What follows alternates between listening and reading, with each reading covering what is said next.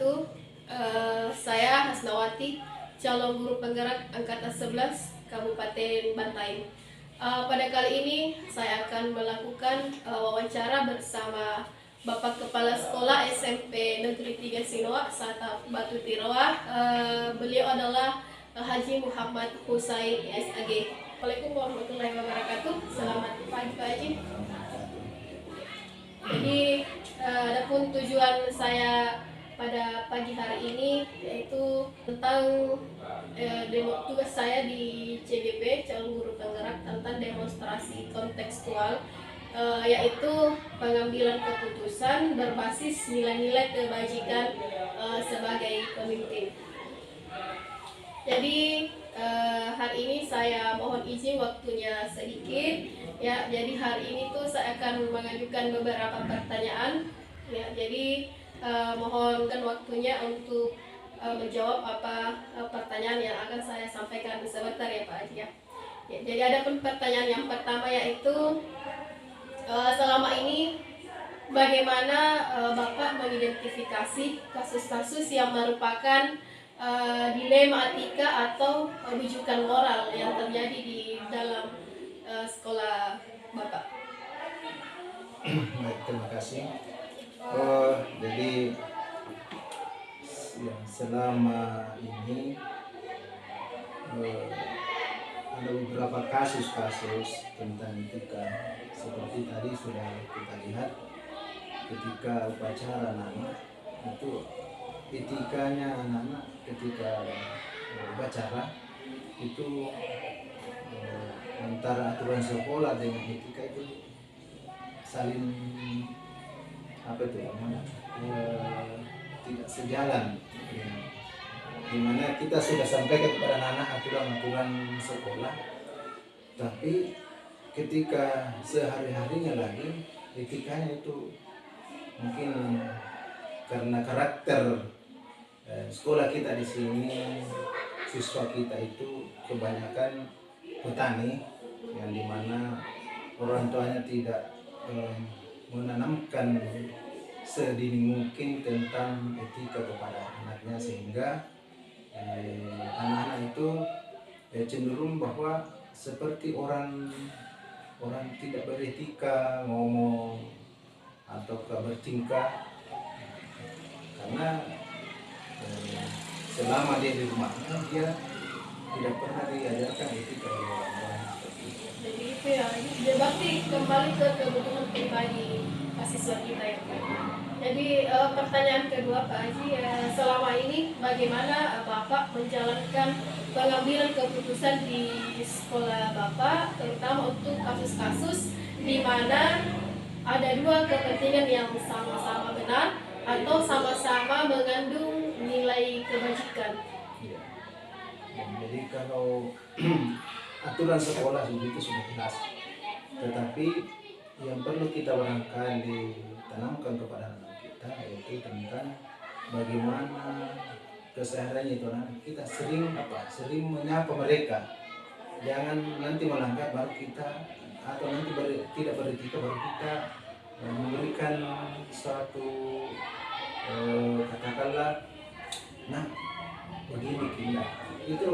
Ketika kita sudah berada di lingkungan sekolah, guru sudah ada dalam lingkungan sekolah, maka kita setiap waktu kita memberikan edukasi tentang etika kepada anak kita, supaya itu aturan sudah jelas, kapan itu aturan sekolah sudah jelas, tapi bagaimana seorang guru untuk menyapa mereka dengan cara jangan dalam bentuk kekerasan, tapi bagaimana anak-anak itu diambil hatinya supaya dia bisa berubah. Terima kasih Pak Haji. Jadi kita akan membicarakan masalahnya terlebih dahulu kepada anak-anak, kemudian selalu menyapa ya. Jadi pertanyaan yang ketiga, prosedur apa yang bisa Bapak lakukan selama ini, langkah-langkah atau prosedur-prosedurnya? Iya, jadi yang itu tadi sudah salah satu yang tadi kita sudah sampaikan, tapi tambahannya bahwa di samping kita anak-anak itu kita antar lagi ke ke rumahnya, bukan diantar, bahwa diberikan uang bahwa di rumah juga nak sama harus beretika juga, supaya anak itu bahwa bukan saja di sekolah kita ajarkan etika, tapi harus sampai ke rumahnya. Dalam hal ini guru barangkali kita bisa berkunjung ke rumahnya, menyampaikan bahwa anak kita di sekolah seperti ini, mohon bantuannya orang tua siswa itu sendiri. Jadi kita di sini melakukan mencari informasi kepada siswa sampai ke rumahnya Pak Haji. Iya, betul. Kemudian mencarikan solusi bersama guru-guru di sekolah. Pertanyaan selanjutnya, hal apa saja yang selama ini Bapak anggap efektif dalam pengambilan keputusan pada kasus-kasus yang dilema etika? Ya itu tadi, bahwa kalau ya, kita kan biasa itu anak saking geramnya kita kepada anak itu, ya kita harus menghadapi mereka dengan kesabaran. Ya, bagaimanapun juga anak itu karena beda karakter kota dengan pedesaan, itu yang sehingga kita mungkin barangkali bukan dengan cara-cara apa, tapi bagaimana kita anak itu diberikan contoh-contoh konkret tentang bagaimana beretika yang baik. Mungkin dibuatkan semacam video atau bacaan-bacaan yang tentang etika, supaya anak itu dapat melihat langsung bahwa etika yang baik ini. Jadi dalam hal ini adalah keterbukaan ya Pak Haji. Iya. Oke, jadi pertanyaan selanjutnya Pak Haji, hal-hal apa saja yang selama ini merupakan tantangan dalam pengambilan keputusan pada kasus-kasus dilema etika? Iya, ya itu kembali bahwa dilemanya di sini, kita mau kerasi anak, bukan samanya lagi untuk dikerasi. Nah, jadi kita barangkali itu tadi, bagaimana anak itu kita mengambil hatinya anak itu, bahwa kalau orang beretika sama orang tua atau kepada kita itu akan baik. Kemudian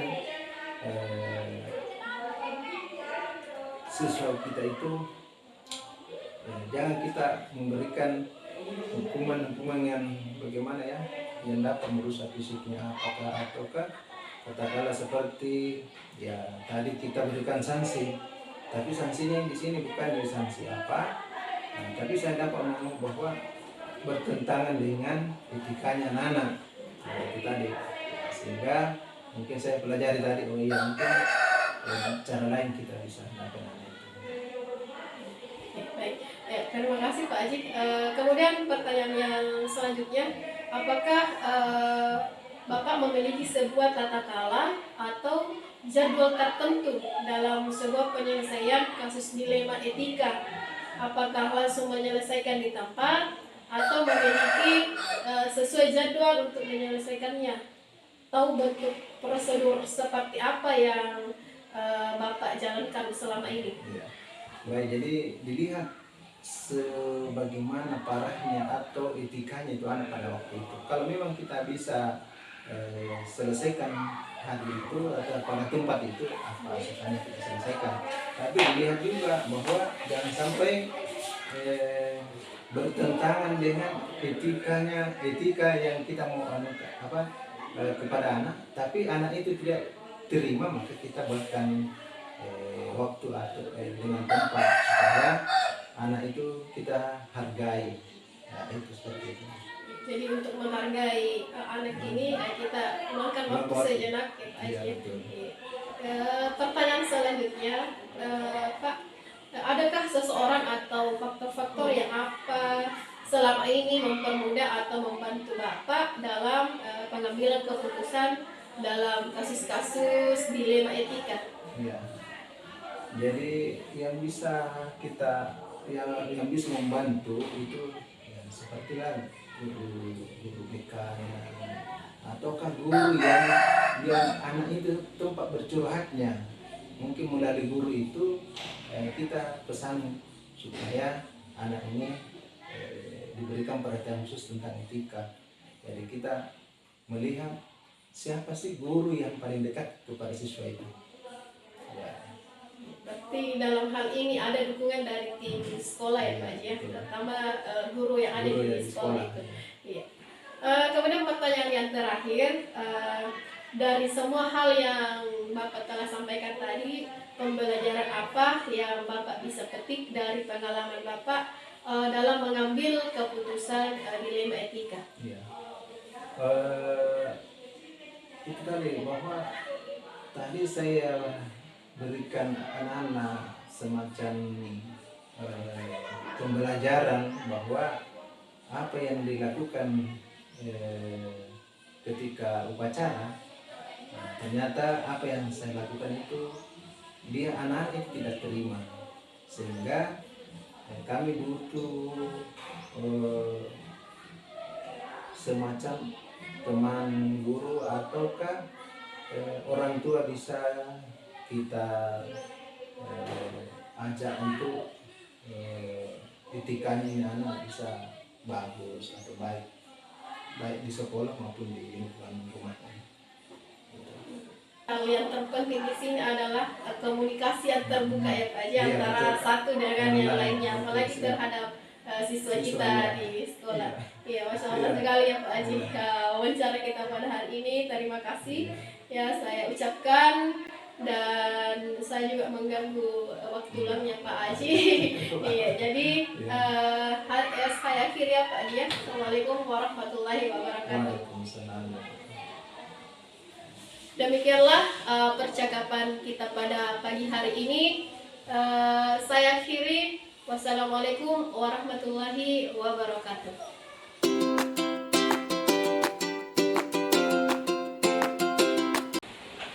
Bismillahirrahmanirrahim. Assalamualaikum warahmatullahi wabarakatuh. Waalaikumsalam warahmatullahi wabarakatuh.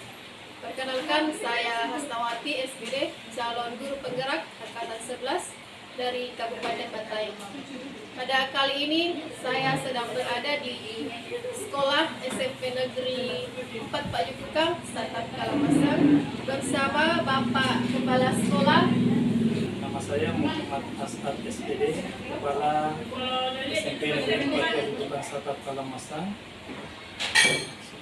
Assalamualaikum warahmatullahi wabarakatuh. Waalaikumsalam warahmatullahi wabarakatuh. Mohon izin Pak, waktunya sedikit ya, berbincang-bincang tentang pengambilan keputusan berbasis nilai-nilai kebajikan sebagai pemimpin. Jadi hari ini saya akan melakukan wawancara kepada Bapak. Sebentar saya akan mengajukan juga beberapa pertanyaan. Jadi pertanyaan yang pertama, selama ini bagaimana Bapak dapat mengidentifikasi kasus-kasus yang merupakan dilema etika atau rujukan moral? Jadi selama saya di sini pun sebagai kepala sekolah, di dalam melihat sebuah kasus, apakah dia rujukan moral atau dilema etika, itu mengidentifikasinya itu adalah yang pertama adalah melihat dulu bagaimana permasalahan itu yang terjadi. Kemudian dari situ, berangkat dari situ kita mulai melihat apakah kasus ini bisa diselesaikan secara perorangan atau perlu pelibatan guru ataukah warga sekolah. Jadi dalam artian mengidentifikasi, kita lihat dulu apa kasusnya. Apa kasusnya? Ya, jadi pertanyaan yang kedua, selama ini bagaimana Bapak menjalankan pengambilan keputusan di sekolah Bapak, terutama untuk kasus-kasus di mana ada dua kepentingan yang sama-sama benar atau sama-sama mengandung nilai kebajikan. Ya, tentunya ketika kita melihat dua kasus yang memiliki kepentingan yang sama dan kita perlu mendahulukan yang betul-betul penting, tentunya di sini kita perlu berpikir bahwa dalam penanganan kasus seperti ini, tentunya kita mesti ada melibatkan rekan. Ya, mungkin di sini adalah wakase. Jadi ketika satu kasus yang dianggap penting, mungkin itu ditangani langsung oleh kepala sekolah, dan yang kasus yang satu kita melibatkan kepala sekolah. Ya. Pak, membicarakan bersama dulu. Dibicarakan bersama. Ya. Ya, jadi pertanyaan yang ketiga Pak, langkah atau prosedur seperti apa yang bisa Bapak lakukan selama ini? Ya, jadi langkah-langkahnya itu kita kembali tadi bahwa setiap masalah itu perlu kita identifikasi, setiap masalah itu perlu bisa kita musyawarahkan dengan teman-teman, ya, cari permasalahannya, kemudian musyawarahkan solusinya, ya tentunya dengan melibatkan warga sekolah, komite sekolah. Saya yakin bahwa setiap permasalahan itu bisa kita selesaikan dengan baik. Jadi mengidentifikasi, kemudian berbicara secara terbuka dengan tim dan mencari solusi secara Bersama bersama. warga sekolah dan termasuk komite sekolah. Pertanyaan yang selanjutnya Pak, hal-hal apa saja yang selama ini Bapak anggap efektif di dalam pengambilan keputusan pada kasus-kasus dilema etika? Ya, kalau di kasus dilema etika, tentunya yang pertama yang kita lihat adalah bahwa di setiap kasus itu tentu punya problem, punya akar masalah yang berbeda. Nah, berarti yang perlu kita tahu adalah apa akar masalahnya, bagaimana korelasinya terhadap sekolah. Misalnya ketika kasus itu adalah berbicara tentang dalam lingkup sekolah adalah siswa, tentu kita perlu pelibatan apakah wali kelas, guru BK, guru mapelnya, dengan menggali berbagai informasi dari yang tadi saya sebutkan. Itu kita sudah mampu mengidentifikasi setiap kasus yang muncul di dalam sekolah. Pak, kita lanjut ke pertanyaan berikutnya. Hal-hal apa saja yang selama ini merupakan tantangan dalam pengambilan keputusan pada kasus-kasus dilema etika yang terjadi di sekolah Bapak? Ya, jadi terkait dengan kasus atau permasalahan menyangkut tentang dilema etika, mungkin saya kasih sebuah contoh. Ada sebuah kasus di sekolah kita ini, yaitu ada anak yang artinya kalau dia tinggal di sini maka tidak ada yang memperhatikan karena orang tuanya ada di Malaysia. Nah, anak ini mau sekolah, di satu sisi dia harus ke Malaysia. Nah, tentunya ini sebuah dilema etika buat kami. Kita ingin melihat anak ini juga punya masa depan. Di satu sisi dia tidak berada di sekitar sekolah. Tentunya dengan berbagai cara dan kita harus lakukan supaya anak ini walaupun jauh dia tetap bisa ada harapan ke depannya. Dia bisa lebih baik daripada orang tua. Nah, jadi sebuah keputusan saya ambil walaupun ini berat. Jadi saya izinkan anak ini silahkan ikut orang tua ke Malaysia. Di satu sisi dia bisa komunikasi dengan guru. Apakah yang dia bisa perbuat? Kemudian nanti ketika ujian mungkin dia bisa ikut mengikuti. Jadi dia tidak ikut pembelajaran, tapi kita memberi harapan suatu waktu dia bisa pulang untuk mengikuti ujian dan disiapkan prestasi. Berarti di sini Bapak mengambil keputusan rasa peduli yang Rasa peduli. langkah termasuk di dalam langkah-langkah pengambilan keputusan terbasis nilai-nilai kebajikan. Lanjut Pak ke pertanyaan selanjutnya. Apakah Bapak memiliki sebuah tata cara atau atau jadwal tertentu dalam penyelesaian kasus-kasus sengketa etika. Apakah Bapak langsung menyelesaikannya di tempat atau memiliki sebuah jadwal untuk menyelesaikannya, baik dalam bentuk atau prosedur seperti apa yang Bapak lakukan? Terkait dengan permasalahan atau kasus mengenai dilema etika, saya kira untuk mengambil sebuah keputusan seperti kasus yang tadi, saya tidak langsung mengambil keputusan begitu saja dalam waktu singkat, tapi saya kaji dulu, kemudian mungkin dalam rapat saya utarakan permasalahan ke teman-teman, bagaimana teman-teman bisa memberi sebuah pandangan, memberi saran, ya, sehingga semuanya kita tampung dan kita mengambil hal yang terbaik atau keputusan yang terbaik dalam setiap kasus dilema etika. Di dalam pengambilan keputusan memang harus berhati-hati ya Pak ya, dan selalu melibatkan rekan kerja atau tim guru yang ada di sekolah. Jadi pertanyaan selanjutnya Pak,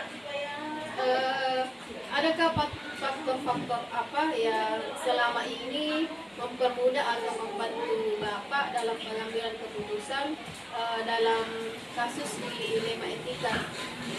Ya, saya rasa terkait dengan faktor-faktor tentang pengambilan kebijakan di sini, tentunya saya cenderung lebih mengutamakan faktor hasil kebijakan. Artinya setiap keputusan tidak merugikan satu pihak. Kita mengambil keputusan bagaimana keputusan itu merupakan hal yang baik untuk masa depan, yang dimana kasus itu misalnya melibatkan anak, berarti kita melihat bagaimana keputusan itu bisa memberi harapan atau nilai-nilai kebaikan kepada anak ke depannya. Jadi pedomannya jelas ya Pak ya, tetap memberikan sarana kepada tim yang ada di sekolah Bapak. Kemudian pertanyaan yang terakhir ini mungkin Pak, untuk hari ini, dari semua hal yang telah Bapak sampaikan tadi, pembelajaran apa yang dapat Bapak petik dari pengalaman Bapak dalam mengambil keputusan dilema etika? Jadi pengalaman saya dari beberapa pengalaman dalam sebagai kepala sekolah, hal yang bisa saya petik bahwa dalam setiap mengambil keputusan yang sifatnya dilema etika ini, bahwa tim kerja itu tetap harus kita kedepankan. Mengapa? Karena semakin banyak teman yang berpikir, semakin banyak teman yang beri saran, maka tentunya semakin lebih mudah juga mengambil solusi yang menguntungkan semua pihak. Jadi dalam artian hal ini pentingnya komunikasi terbuka terhadap teman atau rekan sejauh ya Pak ya, dalam mengambil semua pendapat yang ada di sekolah Bapak. Masya Allah sekali ya Pak, hari ini wawancara kita. Saya ucapkan banyak terima kasih kembali Pak atas waktunya, dan saya akhiri Pak. Assalamualaikum warahmatullahi wabarakatuh. Waalaikumsalam warahmatullahi wabarakatuh.